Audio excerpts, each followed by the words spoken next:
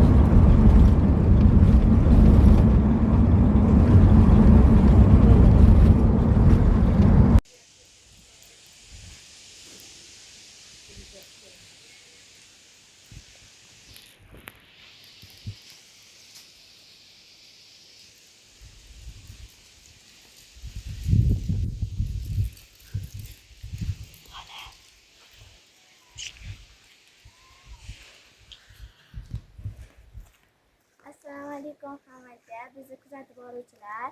Biz mana hozir meni ayam ko'rishga ketdilar lagerga. Hozir biz uyqudan stolimizni uyg'otdilar.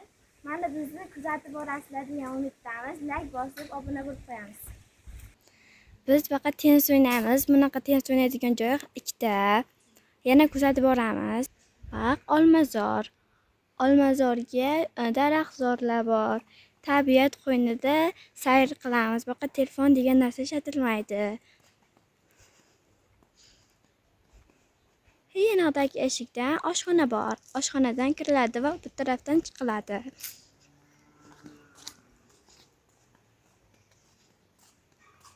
Sog'lom bola millat tayanchi. Yozuvlar ko'p. Har bittasini o'qib borishadi o'quvchilar. Prezident bobomizga ham rahmat, shunaqa joylarni qurdirib va shu joylarga qilishganlarga ham rahmat. Mana 10 ta oltin qoida. Suv havzasi.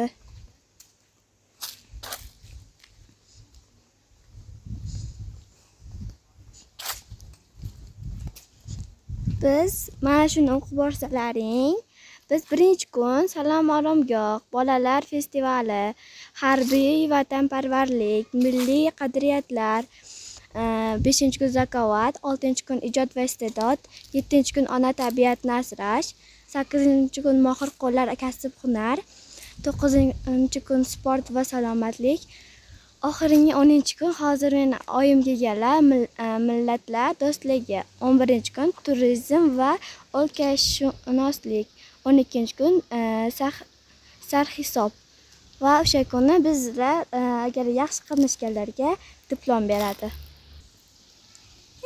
Yana tennis o'ynaydigan joyimiz. Biz shahardan shunday chiqamiz-da, bu o'ng tarafga burilamiz. Bizning yotoqxonamiz bor. Yag'lan ko'rsatishga ruxsat berishmaydi. Bu o'sha yotoqxonalar ustozlarni. Mana yana bitta qoidalar. Va hammalaringizga xayr deb yana ko'rishguncha. Bizni kuzatib boruvchilar va qizlarimizni duo qilib qo'yinglar. Allohga shukr. Qidirib topgandek qizimlarni topib keldim. Juda chiroyli joylar, sharoitlar, videolardan kuzatib boryaptim. Bugun videoga ko'rinmaganini onam kelsin deb videoga tushmabdi. Ko'ngli sezgan qarang, onani yaratmasin mana shu bolalarim uchun. Hamma narsaga tayyorman. Boriga shukr qilaman qizlarimni. Prezident bobomizga rahmat. Mana shunaqa sharoit qilib, shu hokimimiz shu bolalarni mana shunaqa joylarga dam oldirishib, kayfiyatlarini ko'rib rosa xursand bo'lib ketdim. Meni qizim mensiz yashamaydi, mensiz anaqa qiladi, ketadi deb o'ylasam, bugun ayam mazza ekan, ketmayman deydi. Bu birinchi marta bo'lyapti, chunki juda zo'r ko'ngildan chiqqanda bolalarimizga yoqibdi. Shu lagerimizni boshlig'iga, direktoriga rahmat aytaman.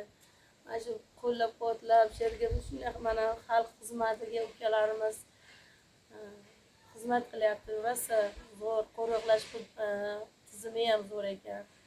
Ko'rib juda xursand bo'ldim. O'zimdan ham o'zini bolasidek his qilib turgan ukalarimizga rahmat. Mana shu sherdagi opalarga nimadir? Opalaringiz, opangiz nima? Sadoqat singlimizga ham rahmat aytamiz. Tarbiyachilariga shunaqa chiroyli qilib o'tiribdi.